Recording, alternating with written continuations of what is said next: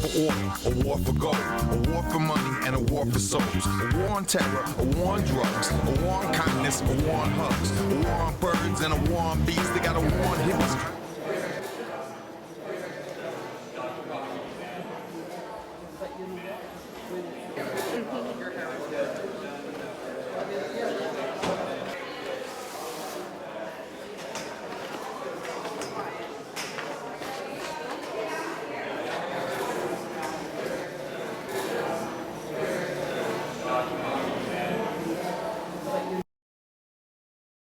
There's an epidemic of mass incarceration in the US and in Hawaii. There's an epidemic of police brutality in the US and in Hawaii. And it's criminal that people in Hawaii aren't out protesting it.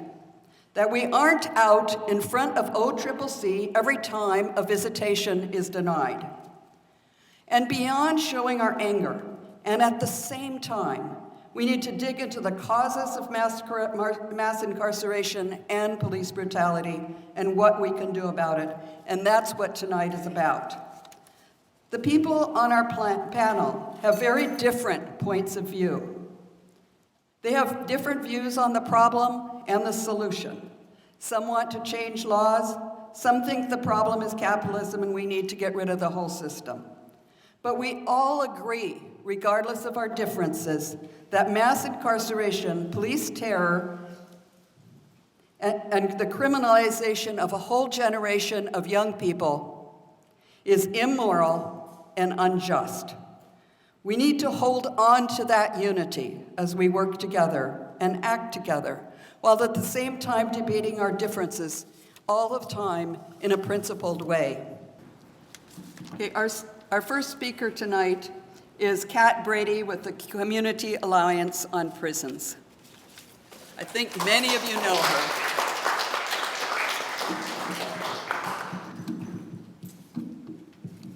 Aloha.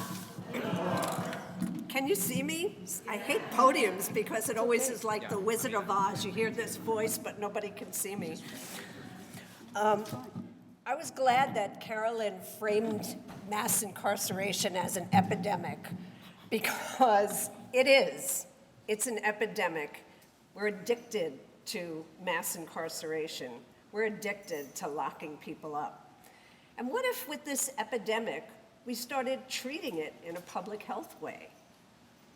Wouldn't we realize then that the system is full of people, human beings that have families, that come from communities? We would treat them differently. But when we create a system where people have numbers and we make them anonymous, we don't have to care about them because that's those people. But you know, incarceration in Hawaii, it's very hard to find somebody who hasn't been touched in some way by incarceration.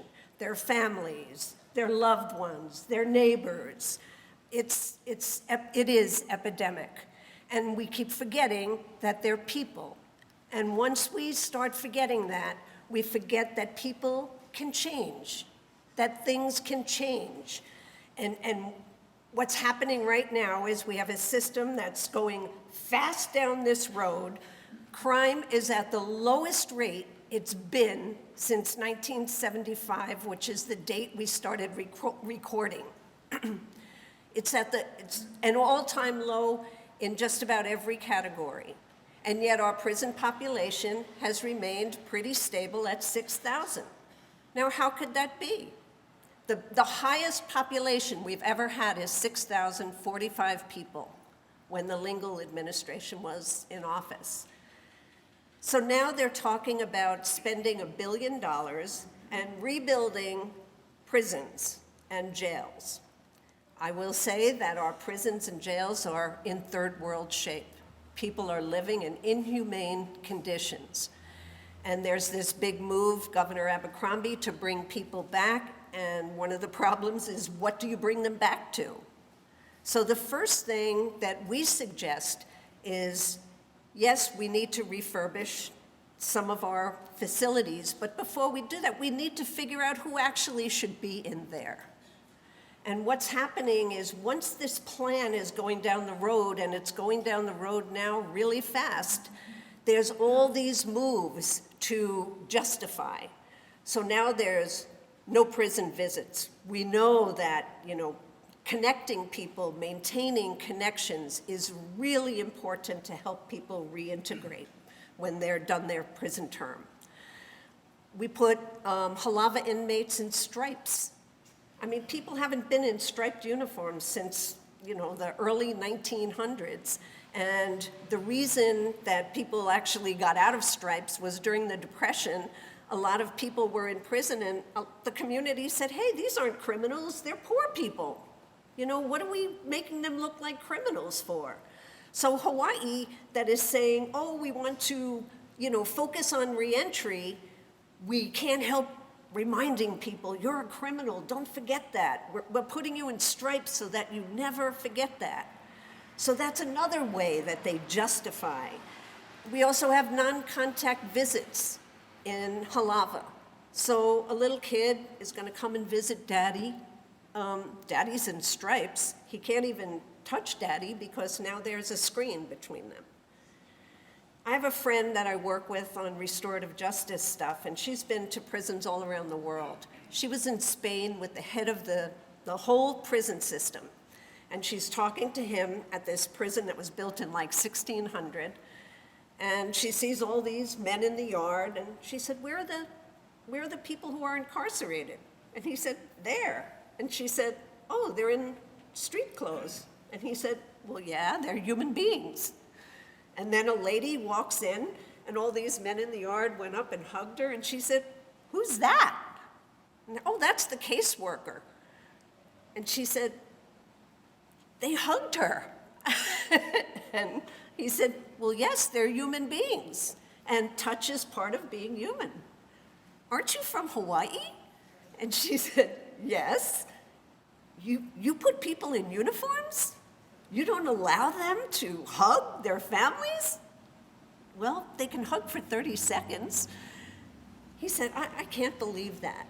So these are other strategies they're using to separate people and to justify, because we know that the longer you keep people incarcerated, the higher their criminality will go, and that will justify their need for 6,000 beds. So we've been fighting Community Alliance on Prisons. We've been around for 15 years.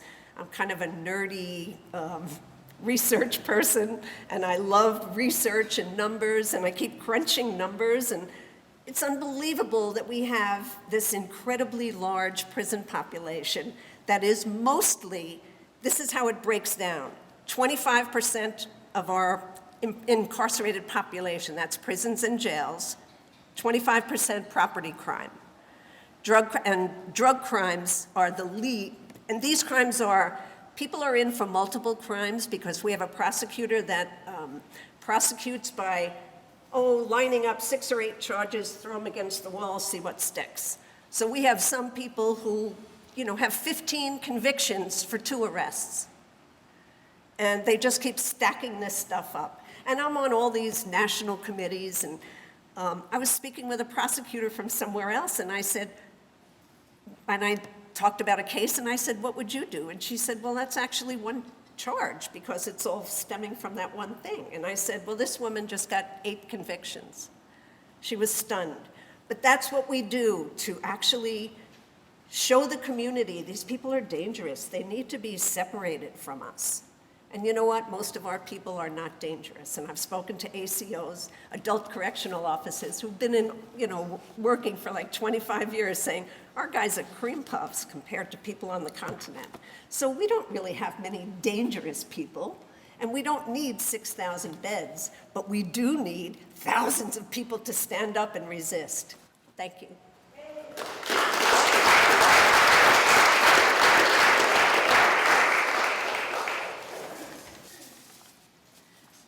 Thanks, Kat. Next we have Raphael Kennedy, who is with Drug Policy Forum.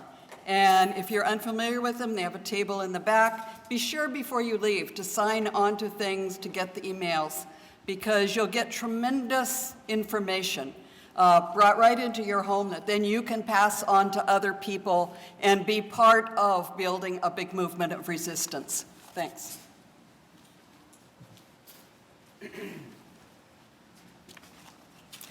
Hello, so I'm Raphael Kennedy. I'm the brand new, newly minted executive director of the Drug Policy Forum of Hawaii. I signed my contract on Tuesday. So I wanted to first of all thank Kat for what she said, and I wanted to talk a little bit about the war on drugs. The Drug Policy Forum of Hawaii is an organization that was founded in 1993 to advocate for sensible, compassionate, and effective drug policies.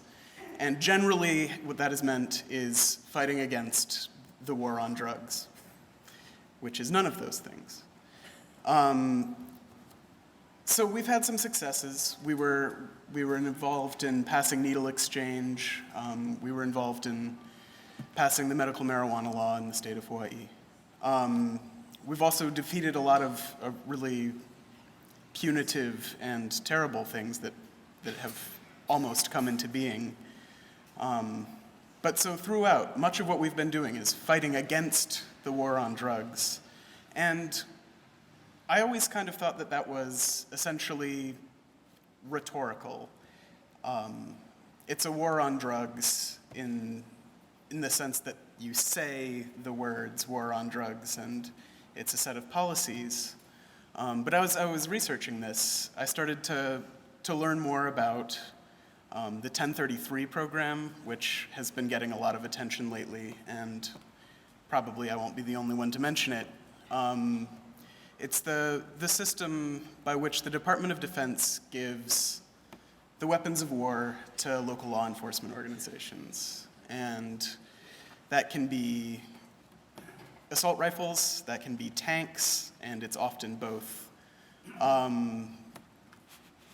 The 1033 program started in 1989 with the National Defense Authorization Act, and it started as a means to transfer the equipment from the Department of Defense to local law enforcement that was suitable for use by such agencies in counter-drug activities. Counterterrorism is now what people talk about, but that was added on in 1996. So the mine-resistant vehicles that are driving around in across the United States, the assault rifles that are in the hands of the police at schools in Phoenix, Arizona, these are essentially the weapons of war being used to fight the war on drugs. I also wanted to talk a little bit about SWAT teams, and I'm sure everyone has in mind a picture of what a SWAT team looks like. SWAT is an acronym for Special Weapons and Tactics. And I was looking up some statistics. Like Kat, I'm also a bit of a nerd for numbers. And about 80% of SWAT raids in the United States are conducted not for live fire situations, hostage situations. Those account for about 7% of the raids. 80% of these SWAT raids are to execute search warrants primarily for drugs. So if you're at your home and a SWAT team bursts through your door wearing armor, holding assault rifles, 8 times out of 10, they're looking for drugs. Excuse me. So that's how it is. The war on drugs is an actual war. It's fought with the weapons of war. It's fought with the tactics of war. The problem is that it's fought by the police. And I firmly believe that we need the police to be an effective part of our society. And a few months ago, I was kind of attacked, and a police officer helped me feel safe, and I was glad that he was there. What worries me is that the police are being trained to see us not as a population that they protect and serve, but as potential insurgents in a war on drugs. So sign up for our mailing list. Thank you.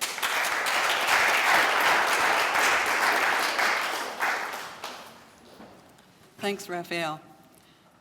Our next speaker will be Polikapu Dedman. He came all the way over from Hilo to join us. He's with a group that I hadn't really been familiar with before and saw online, and it's Ohana Ho'opakele? Okay, and it's very impressive. Go to their website and find out, sign some of their things, get in touch, and keep in contact with this group, because they're doing some tremendous things that are already changing some things in prison, even though it goes very slowly. Polikapu.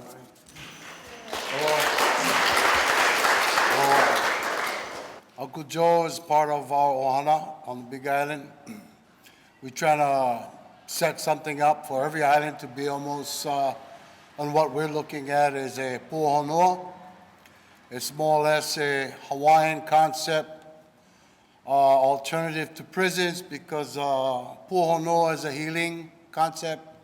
It doesn't fit in prisons. Prisons is punishment, so it's a different idea on how we look at ourselves as Hawaiians.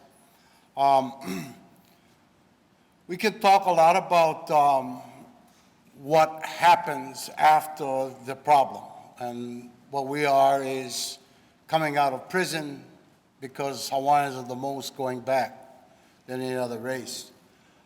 In the 6,000 prisons that you heard Pat mention, 4,000 are upon Hawaiians.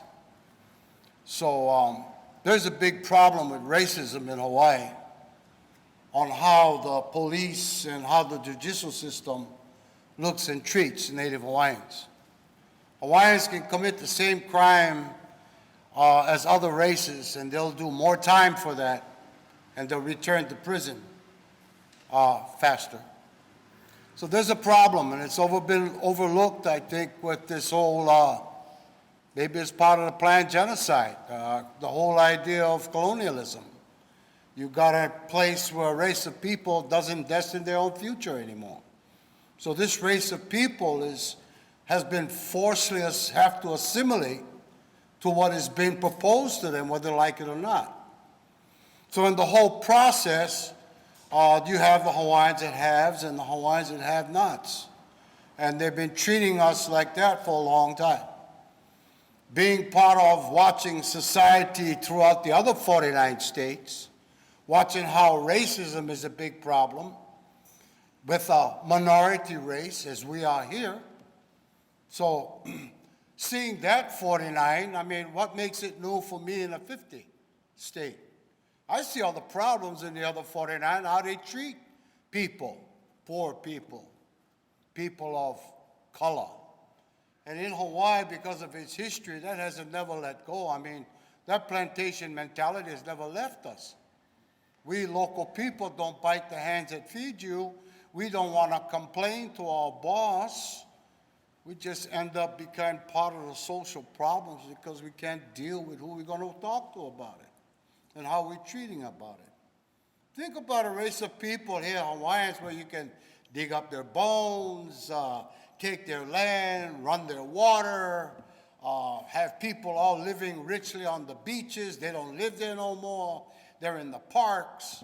I mean, you see it all around you every day. Anybody paying attention? Not even our trusts are paying attention. The most wealthiest trusts we have don't pay attention to its people. Their missions, as well as Hawaiian Homes, has been around for how long? When did they create these? Early 1900s? So you got this mentality creating these programs and these missions for trusts that were done way back in the 1800s, early 19, this is 2014. I mean, stats, you got all you want, history, you got all of that, records, all of that. What more evidence do you need that the Hawaiians have been the most neglected and the most incarcerated and the most in prison today, and yet they're number 5 under the Filipinos. There's more Filipinos than there are Hawaiians now. So what happens there? So when we say we want to take care of ourselves, we got a lot of resistance. Resistance from who? Who wants to be a resistant from Hawaiians taking care of themselves because they're the number one locked up in prison today? What's wrong with us taking care of selves? You had a couple 100 years of everybody else to do that. We show track record, it hasn't worked. And now my misery becomes a commodity? You make $40,000 off of my misery? I steal a $10,000 car, I get 5 years. That's $250,000 for 5 years at 40 a head? For a $10,000 car? Or just think about who's getting ripped off here. And why can't we Hawaiians take care of ourselves? Abercrombie signed something, Act 117, that we're supposed to be working on pu'unuas. But he was so pushy for his election that he pushed Kulani Camp as fast as he could to see if that would get him votes. And what did it bring back? 20 prisoners? And even there, no visits. That's a camp. Kulani Camp, 200 prisoners, 98 people on staff. That's 2 prisoners per. Is that a camp? Sound like Folsom. The treatment, the bullshit. So anyway, I'm just saying that the Public Safety Department has been making a living off the misery of Hawaiians for decades. That's got to stop and it's got to be addressed. And if it's for us running our own prisons, taking care of our own selves for a different concept, then that's what we want to do. The pu'unuas isn't just for you to come there and relax and dance or whatever. Who has nothing to do with that. It's about treating a little bit of integrity and putting it back in a person that's been stripped down for I don't know how many years. It's about instilling some kind of manhood back in a person who's got more responsibility going back out of jail than he went before he went in. The pu'unua is about giving him something, creating something in there that can be sold and bought by the public or by the state. From the culinary department all the way down to the ag and to assembling solar water heaters at $10 an hour is what we wanted to do. For his last year, he'd probably get out with 10 grand in his pocket. That's better than an orange box with just T-shirts and shorts. We got a petition in the back too we can sign. Aloha.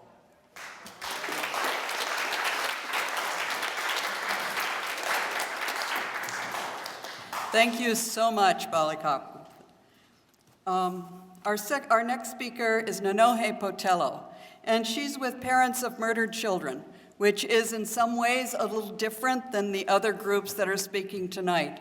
And I originally didn't think that that kind of fit, but I went to a rally a couple weeks ago at the state capitol. I think it's the first one they had of parents whose children had been murdered, not mainly by the police, but some by the police. The people there spoke so movingly about what had happened and the way they were treated by the injustice system, even as victims. The tears were running down people's faces because they talked about how they had been disrespected. They were all Hawaiians and people of color. I think they were all actually Hawaiian. And they talked about how they had been disrespected through the interrogation, how one of them hadn't even been allowed to be at the verdict when the murder of her sons was read because they were afraid there would be some outburst from the family. Inhumane. And so I asked Nanohe to come down and talk about this new group in Hawaii, Parents of Murdered Children, and some of her own experience. Nanohe?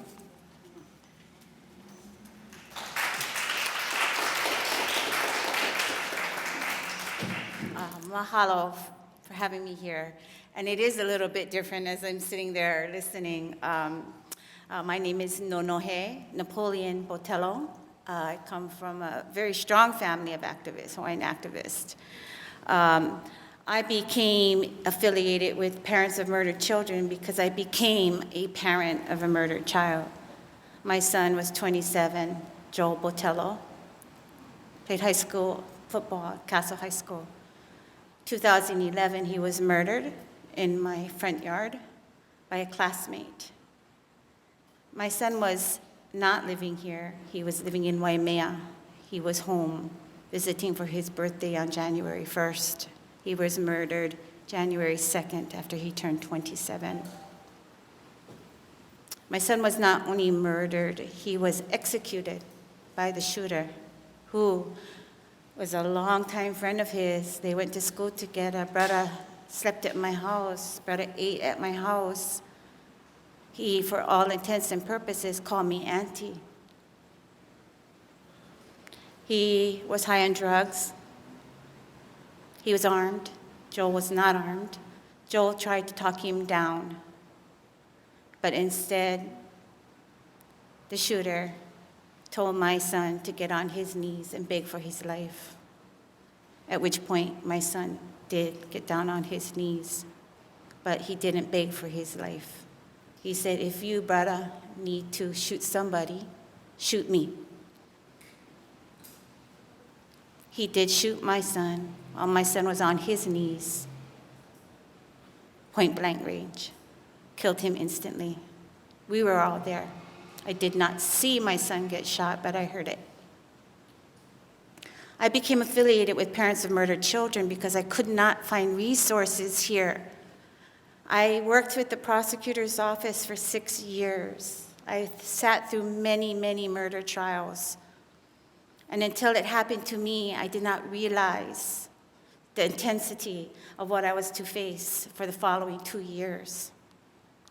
I learned through our experience that first-degree murder in the state of Hawaii, is reserved for a certain class of people.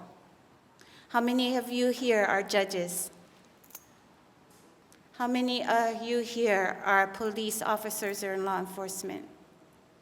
How many are here that are witnesses or what they call hired killer?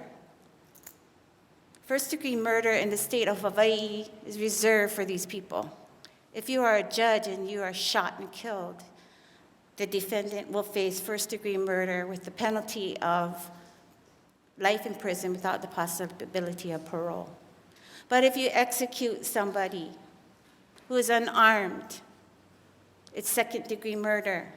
If you dismember someone in a case in 2010 and burn their body, it's second-degree murder. If in Colin Eldert's case, I followed that case from the beginning and been with that family from the very beginning. I've been through both trials. If that situation was turned and Colin actually turned the gun and the gun went off and shot Agent Didi, Colin would be facing life in prison without the possibility of parole. Because it was a law enforcement agent. We are, as Parents of Murdered Children, a small group. We don't want to be part of our group. We are moving to have legislation. We have legislation in now to reform our murder laws. Because while we were a territory in the Penal Code, Hawaii Kingdom recognized each and every one of us as valuable people in this community. The law no longer recognizes one person as valuable. You must be a judge, you must be a law enforcement agent, you must be any one of those certain class of people. Dismemberment is not enough. Rape, strangulation is not enough. Execution is not enough. Beheading is not enough. What is enough? When do we become valuable? I cried out for something for pu'uhonua, for ho'oponopono. Because the community, when my son was murdered, my son was beloved in our community. In fact, Hawaiian Memorial said besides Gabi Pahinui, my son's funeral was the second largest funeral they ever had there. I cried out for peace in our community, for restoration, For Ho'oponopono, we had nothing.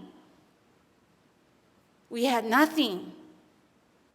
We need pu'uhonua. Now, we need before these things happen. Before, as prevention, where do we go as Hawaiians? I pray to God. Before I found out that the shooter actually executed my son, I prayed grace be on him. Poor brother. I knew him like a nephew. Does his life really, what is it going to do to incarcerate him? Is he going to be reformed? Hell no. Is he going to come out worse? Probably. Is that what should happen to this young man? In my heart, on my good day, in my highest being, I said, no. This is no good, even for the person that murdered my son. Can there be another way? We tried to negotiate. We tried. The prosecutor's office said no. It's all or nothing. The boy is spending 40 years, this young man now. I have mixed feelings, of course, any parent would. He never apologized. His family never apologized. This is a boy that called me auntie. We need Hawaiians to work with Hawaiians because we understand the language, we understand the mana, we understand the na'au, the groaning deep inside of us to see our young men incarcerated and murdered, murdering each other. We are moving to reform the murder laws in the state of Hawaii so that one life is valuable in the law. And we go back to our roots to find that.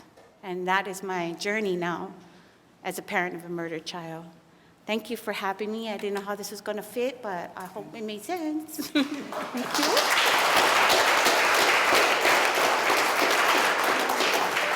It more than made sense, unfortunately, in some ways, because we are all part of a community. All of us have such different views and different experiences, and we have to all begin to understand each other more. Our next speaker is Doug Matsuoka from Hawaii Guerrilla Video Hui. Okay, and that sounds really different, but welcome, Doug.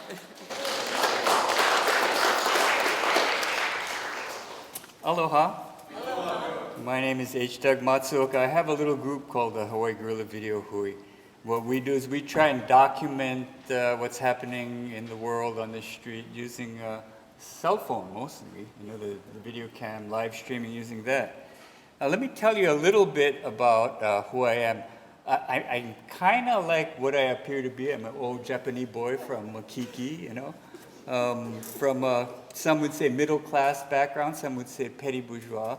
I like that description because it shows where you are in relation to the production of value. But I don't think they teach that stuff anymore, do they? They don't, anyway. Now, a few years ago, I've been documenting especially the homeless and houseless, and I'll tell you how I got into that. But a few years ago, if a homeless guy walked up to me and he said, you know what, these cops came out of nowhere, they took my tent, they took my clothes, a cooler of food, and they took 3 of my friends away. We weren't doing anything. I would have said, hey, bro, whatever the case may be. I would have said, stop. I'm hearing only half of the story. You were doing something. You had stolen property on you. You were doing drugs. Your friends were, high or something. I wouldn't have believed the guy. Now, if a homeless guy walks up to me and said, these bunch of cops came out from nowhere. They took my stuff, my food, medication, ID. I'd say, stop. Save your breath. I believe you because I've seen it. Not only that, I got the video. I got the video of that. And what people say, there are 2 things people say when you tell them you got the video. One is that, you know what, you ought to take those guys to court and sue them. And the second thing is you ought to tell the ACLU. And I want to give the ACLU the American Civil Liberties Union a little bit of slack. But, you know, I think what we think is that whenever there's injustice, what we do is we call the ACLU and they fall out of the sky and they save the situation. They're a little law office. You know, they make money from attorney fees that they can get from cases they win and stuff. Maybe they can do stuff better. I have heard a lot of criticism of them, but I want to give them a little bit of slack in this particular context. The other thing people say is you ought to take them to court, you know, and sue them. You know, because we're protected. We're protected by that. There's a paper with a lot of words on it, the Constitution. And it guarantees us certain things. First Amendment, freedom of speech and peaceable assembly. Fourth Amendment, protection against unreasonable search and seizure. Fifth Amendment, protection, guarantee of due process. 14th Amendment, guarantee to equal justice under law. It's so big, the Supreme Court has it engraved in stone, equal justice under law. You know, it's really important. The Hawaii Constitution reiterates this and adds the Kanawai Mamalahoi, the first law that was proclaimed by King Kamehameha that protects people lying by the roadside. It protects the humble. So we should take it to court. Let me tell you a court story, okay? Now, a couple years ago, April 29, 2012, you know, I've been following the De-Occupy Honolulu encampment. They were there for 2 years in the corner of Ward and Beretania. I lived right up the street, so it was really handy. And I also had kind of a political affinity with what was going on there. And there's an activist connected with that corner, Laulani Teal. I think some of you know her. And so one Sunday I went down, April 29, and you know, we always have a gathering and food and play music, stuff like that. And there was this guy, Raul Gonzalez. He was making this painting, that painting right there, in fact, Kanawai Mamalahoi. He's a muralist from Los Angeles, and he was painting this in solidarity with the indigenous people and to help support the De-Occupy Honolulu corner. And it was really great, so we watch him paint it, and people are, you know, eating and playing music. And what we were going to do is we were going to display this on our May 1st. We were having an event there. At that time, the law was Bill 54, and that required, it was against storing property on the sidewalk. Actually, it was against homeless people, it was against demonstrators, but they said it was against storing property. So what they do is they tag your stuff like a tent, and then they'd come back 24 hours later. If it was still there, they could seize it. Of course, what we did was we always they'd tag it and we'd put new tents down, you know, swap it out. This time was a little bit different. We had that mural and two other really large murals, two by Michael Daly. One that was really beautiful. It had Uamau Ke'e Okainai Kapono on it. And what we did is we erected a tent, and then we put the art material in there so we could use it on the first. And actually, there's someone here that helped erect the tent. I don't have my glasses on. Well, what happened next morning, the police came out of nowhere. They targeted that tent where we had the banners, and they seized the banner and took it away. So obviously, this is an obvious violation of the First Amendment, you know, those words, freedom of speech. They violated the law. It was theft. They're stealing our stuff. Well, we're kind of upset about this. So Laulani, you know, she always helps her mom on May 1st because the mayor has this special event, Kapiolani Park. And so it happened that since the mayor's going to be there, we're going to have a little talk with the mayor, you know, because his people took our stuff, right? So I was live streaming the video, and we followed Laulani, and we had a group of people, you know, had me and, you know, we had a couple Japanese people, a couple Haole people, you know, it was Keli Iwai and his malo. It was really a good-looking, very diverse bunch of people. Very photogenic. There's a video of it. We found the mayor, because he's sitting in front, he's shaking hands with all his supporters and stuff like that. When we tried to get close, we had a couple of policemen come up to us and stop us. And to make a long story short, Laulani was arrested, disorderly conduct. But you know what? I got the video. I can show she's not guilty. I can show the testimony of what the police said was completely false. I got the video. So we're going to go to court. This is going to be great. We go to court, we show the video, and guilty.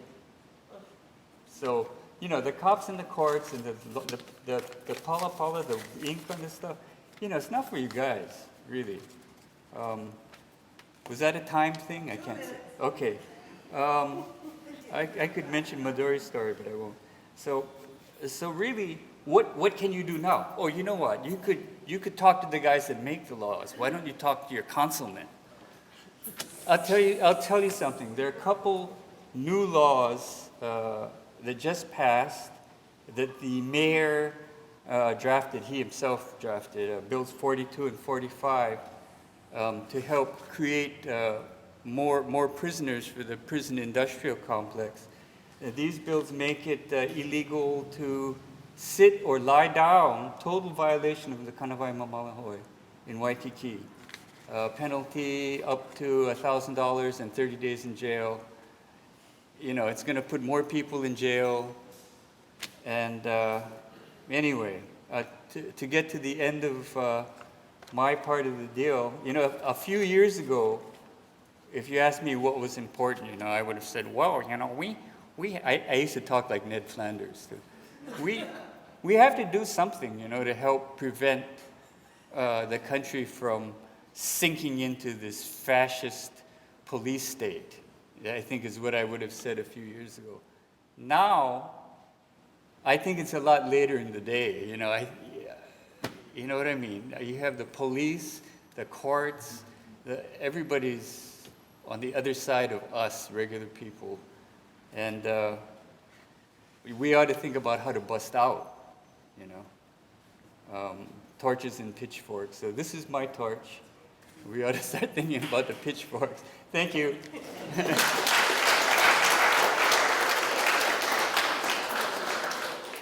Yeah, I don't think many people know that the HPD here has 4 IED vehicles, just in case there's any roadside bombs in Honolulu.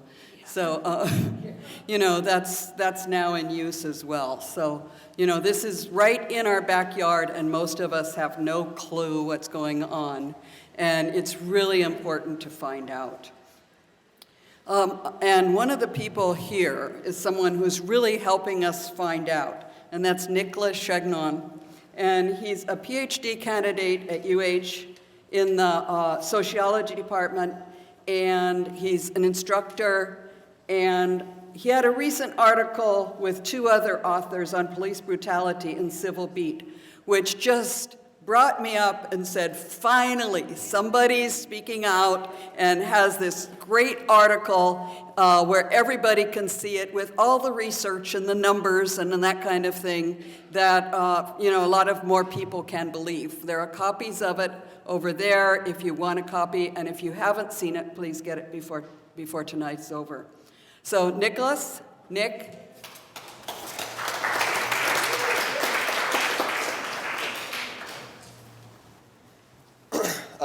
Hi everyone. As was just said, I have the opportunity to both teach and learn right up the road at Saunders Hall. My main area of expertise is actually in journalism. I study crime in the media, but recent events, including the recent case with Sergeant Cachola and the others involving the shooting of 2 unarmed civilians in Waikiki, spurred 2 UH professors and I to conduct a little bit of research on issues surrounding HPD. So our research kind of brought out 2 main concerns. One had to do with the use of force, and the other had to do with just general police accountability. Relating to use of force, figures for the number of fatal police shootings in Honolulu over the past 5 years they're somewhat staggering. HPD has shot and killed 11 people over this time period. Compared to the mainland, That's 4 times the national average. Hawaii has a relatively low level of violent crime. For example, our murder rate is 213% lower than the mainland's. This is probably because we have strict gun control laws and very low levels of gun violence. However, because of this, there's little to explain why HPD would shoot more often than their mainland counterparts. In fact, you'd probably expect them to shoot a lot less. When we looked at these shootings individually, we could see that a large proportion of them involved the shooting of motorists fleeing from the police. The police generally claim that the motorists drove at them and tried to injure or kill police officers, but since they're the only ones telling the story, you might question whether these accounts are totally truthful. These concerns over use of force dovetail with concerns about general police accountability. In Honolulu, we have the Honolulu Police Commission. It's a 7-member board appointed by the mayor. Among other things, they appoint the chief and they listen to public complaints against the police. The composition of the board is quite interesting. In cities like Seattle and New York, they have lawyers with experience in things like the prosecutor's office, public defender's office, from the ACLU. They have community organizers and activists. They have criminal justice experts. Honolulu has a restaurateur, a life coach, an executive from the hotel industry, and a carpenter's union officer. None of them have any significant experience in criminal justice or law. One might conclude, without a hint of irony, that the composition of the HPC is more close to a booster club than an organization tasked with adjudicating serious criminal justice measures and ensuring public safety. I'd argue that their purpose, at least their unstated purpose, is really just to create the perception of legitimacy and oversight, while not really bothering the police or critically assessing what they're doing. Some of the actions of the HPC support my conclusion. Over 5 years, HPC found only 6 out of 148 complaints of use of excessive force to be based in fact. That is roughly consistent with other cities' boards. However, it doesn't really seem to pass the laugh test to me, that only 3.4% of the people willing to make a complaint against a police officer are making truthful complaints. You might even look at the documented witness resistance to testifying against Sergeant Cachola recently as evidence of the intimidating nature of having to make a complaint against the police. HPC also has a transparency problem. They conduct their police disciplinary business behind closed doors. They publish a report that gives aggregate findings, but they don't give any facts of individual cases, something that other cities do. Excuse me. Essentially, the process is a black box coated in a smiley veneer. Finally, as the reporting on the Cachola case is brought to light, even when police discipline is meted out, it tends to be, to say the least, lenient. No police officers have been fired for domestic violence over the past 13 years, though HPD admitted publicly that they investigate about 50 cases of criminal domestic violence complaints against their officers every year. Just to put it in context, studies have found that police are about 2 to 4 times more likely than the general public to engage in domestic violence. More generally, of 512 disciplinary cases over these 13 years, 33 resulted in criminal convictions, and only 5 officers lost their jobs. How many of us would retain our jobs if we were convicted of a crime? Considering this leniency, is it really that surprising that the police officers act as if they're above the law? Moving forward, we might consider a couple of things. HPC should be overhauled. It should be given a larger budget. Really, that's to say it should be given an actual budget. It should be constituted so that the members have a significant level of criminal justice experience and expertise. Also, an external review should be conducted to determine whether HPD policies and training fit nationally recognized best practices. Right now, it seems that they surely don't. For example, HPD cadets get about 3 hours of domestic violence training, something which is one of the most routine things that they have to respond to in their jobs. Third, the public and the state might consider the power and influence of SHOPO, the police officers union. I work as an advocate for graduate student workers' rights, and I'm somebody who's generally very supportive of unions. But I think that it's important to acknowledge that a totally self-interested union with too much power can wreak almost as much havoc as a totally self-interested corporation with too much power. We might even look at what's happened in California as an example of this. The California Correction Officers Union has an enormous amount of money and influence in state politics there. They've used this influence and money to push policies like 3 strikes and all kinds of mandatory minimums. They've fundamentally shaped state penal policy there, and they've nearly driven the state bankrupt. Just with unions, just as anything else, too much power corrupts. Finally, in addition to reading my own article, I'd recommend that if anybody wants to really learn more about this, that you follow the work of Nick Grube, especially his series, In the Name of the Law, and yeah, follow what's going on. Mahalo.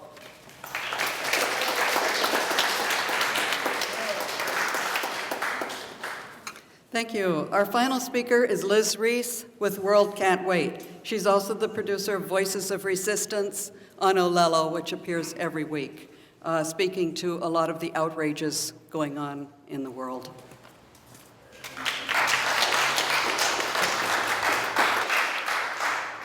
Police brutality and police murder are daily occurrences. Yet brutal, murdering cops are almost never punished for their crimes. Black and Latino people, especially the youth, are treated like criminals. Here in Hawaii, Native Hawaiians wear a target on their backs. Guilty until proven innocent, if they can survive to prove their innocence. This criminalization has led to 2.2 million people being warehoused in prison, a 500% increase over the past 30 years. Tens of thousands of people in prison are subjected to the torture of long-term solitary confinement. And as Kat was talking about and some of the other people, you know, you got 2.2 million in prison, yet you have millions of millions on parole or on probation in this messed up revolving cycle of in and out. Alongside this has risen a program of criminalizing and incarcerating undocumented immigrants. Here in Hawaii, we've all witnessed a program of criminalizing the homeless.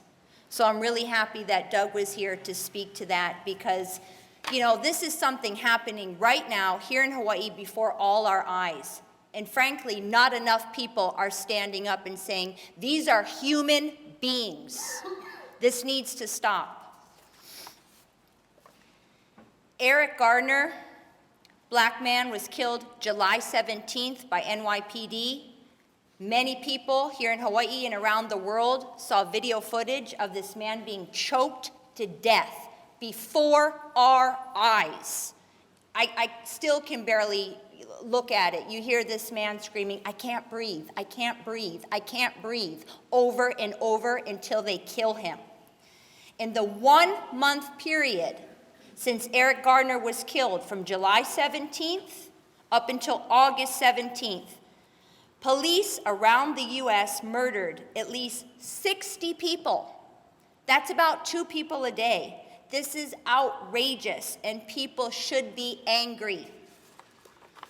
Mike Brown, as Carolyn was talking about earlier, was killed by police August 9th in Ferguson, Missouri, in the middle of the day, in front of all kind of witnesses, even have some cell phone, like Doug always does with his phone, busting it out.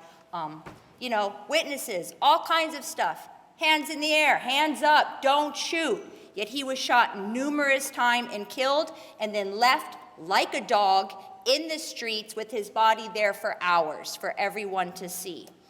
It took an uprising. It took people in the streets to force the police just to even identify the name of the murdering cop. That's the only reason they finally released that information, is because people in Ferguson were in the streets. And it's really, really important that people here in Hawaii and around the world stand with those courageous people in Ferguson. I know there's been a lot of BS on the news, and especially CNN and all of them and whatnot about, you know, these are just uppity criminals and they're just looking for an excuse to get out there and start trouble with the police. You know, come on, we're not stupid. We don't want to go up and like get in the face of the police and get shot, but enough is enough. People have had enough. So my heart is in total solidarity with the people in Ferguson right now, because it's been about 2 months since Mike Brown was brutally murdered in public view in front of all kind of people, yet nothing's been done. They finally released the name of the cop, yet this cop is still free. He hasn't even been indicted. And it's not as if, you know, cases like Trayvon Martin, Eric Gardner, Michael Brown, and Colin Elderts are unique and isolated incidents. Is that, as I've said over and over, people have had enough, and the people in Ferguson stood up. There has been a call issued for people to go to Ferguson this very weekend. Tomorrow there's going to be huge marches and demonstrations in St. Louis in the streets. Right now, we need mass determined resistance. Resistance that can put a huge stop sign to police murder, to mass incarceration and all its consequences right up in the face of U.S. society. I want to encourage everyone here to be part of October 22nd. October 22nd is the 19th, yes, 19th National Day of Protest against police brutality, repression, and the criminalization of a generation. So there's going to be actions happening all across the country. Here in Waikiki, we're going to have a march that's Wednesday, October 22nd. It's a Wednesday, and I know it's hard for folks to get out on a Wednesday night, but this is urgent. We have to be out there. We're going to meet at 6 p.m. out in front of the zoo, and then we're going to march through Waikiki. The last thing I want to say, you know, Colin Elderts, everybody here, I'm sure very familiar. Colin Elderts was killed November 5th, 2011 by a drunken, murdering, racist federal agent. Almost 3 years and 2 trials later, Christopher Deedy is still a federal agent and he's still free. Now, I don't have much faith in the court system or the prosecutors or any of those bozos, but let me tell you, if there truly is a movement of mass resistance, putting a huge stop sign to everything about mass incarceration and police brutality, just imagine how different things could be if there's a 3rd trial next summer. If there's a movement demanding enough of this bullshit, and we're actually out there next summer when there's another trial, then it might actually have a different outcome. Not because the system cares, not because the prosecutor, but because we're out there demanding justice. Justice for Colin Elderts, justice for Eric Gardner, justice for Mike Brown, all victims of a racist society. Thank you.